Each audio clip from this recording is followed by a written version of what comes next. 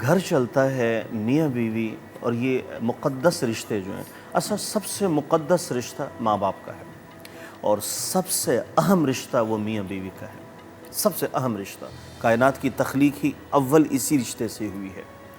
اب آپ نے فرمایا کہ ایک زمانہ آئے گا لوگ میاں بیوی ہو کے بدکاری کریں گے۔ یا رسول اللہ، میاں بیوی ہو کے کہاں؟ ان کو پتہ چلا ہی نہ ہوگا، ان کا نکاح ٹوٹ چکا ہوگا۔ ایسے جملے کہے ہوں گے، ایسے کلمات ادا کیے ہوں گے جیسے طلاق ہے، ہو گیا، لا الہ الا اللہ، مسلمان ہو گیا، نفی کی، کافر ہو۔